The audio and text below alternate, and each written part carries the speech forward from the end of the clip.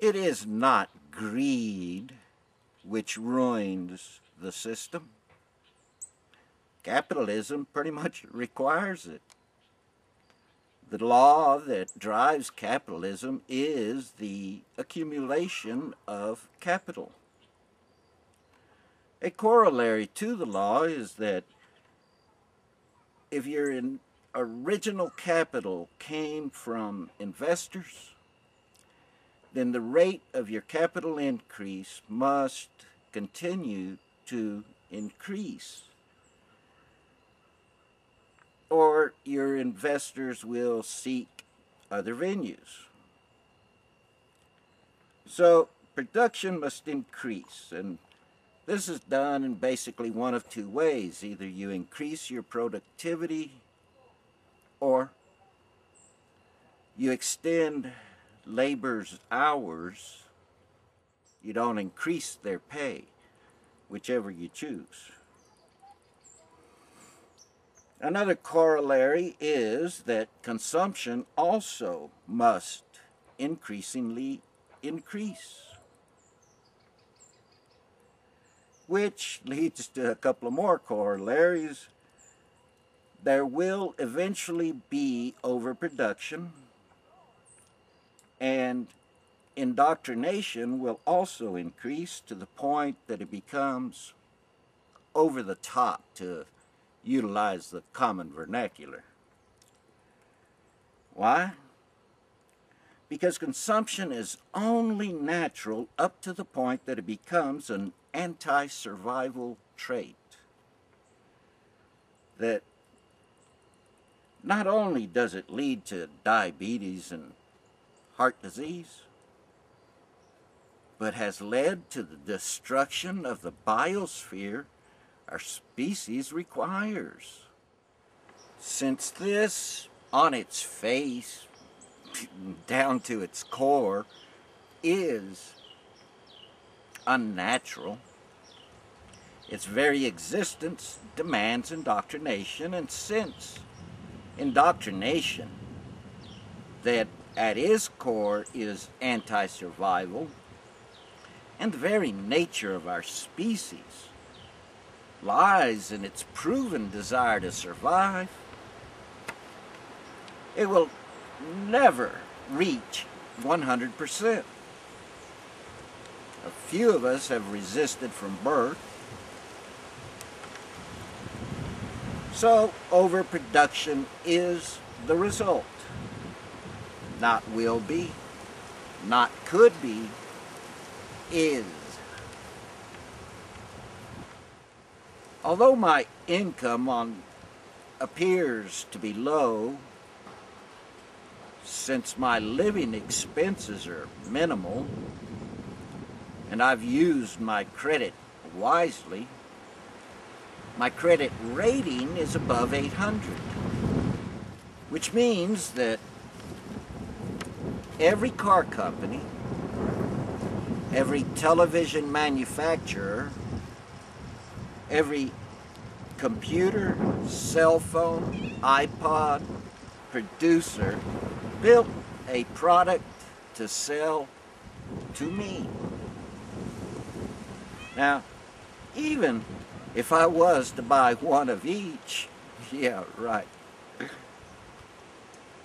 there are at least 7 car companies, major ones, and each of them have at least 7 models,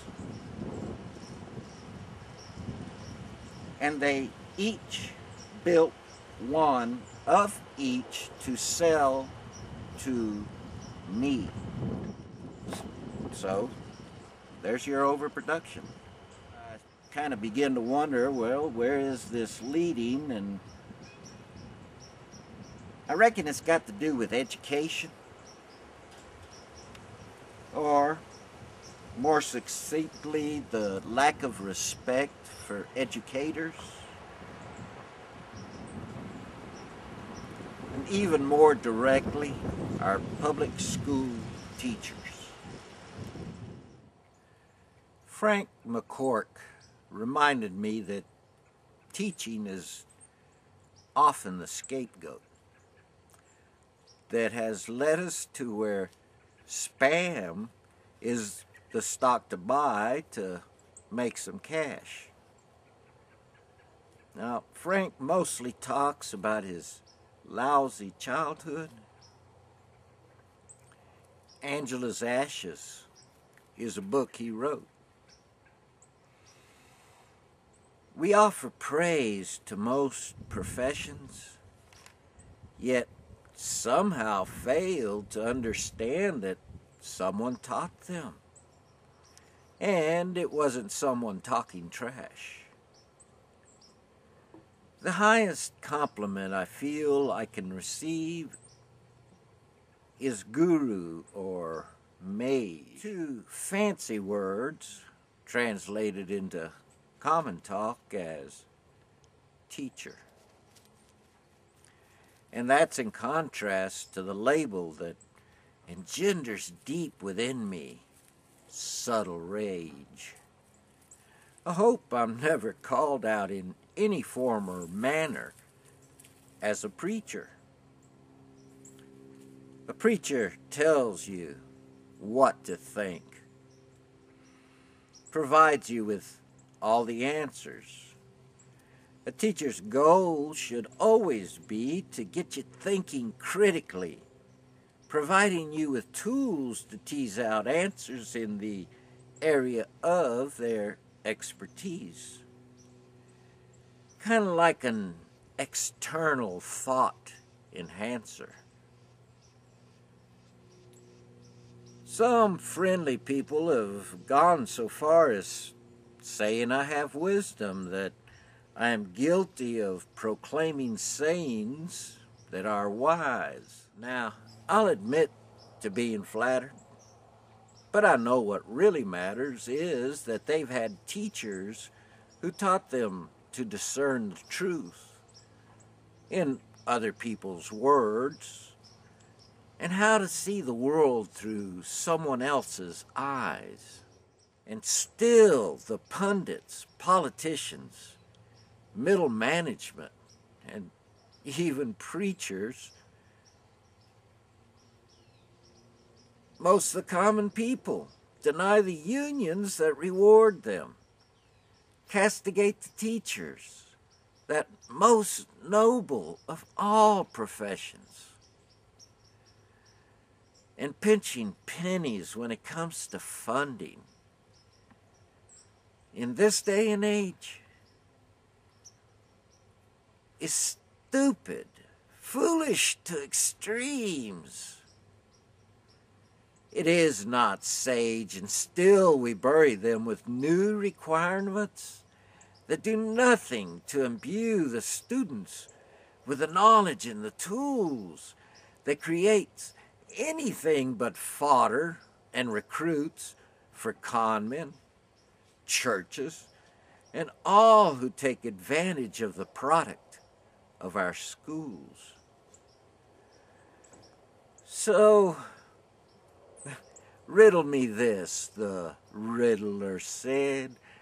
Are we actively trying to end up dead? Are we so devoted to a system that kills us that we cannot step back and face up to the facts? Or have we come to this ultimate teaching moment, too blind to see, unwilling to listen, unable to shatter the shackles that bind us? Or can we finally, forcefully reach out to each other, embracing reality in our sisters and brothers? Do the paradigm shift that survival requires without getting mired in trite, petty squabbles. There is no magic wand. Change begins in each of our minds and begins with ending every discussion with at least an attempt to conclude with a smile.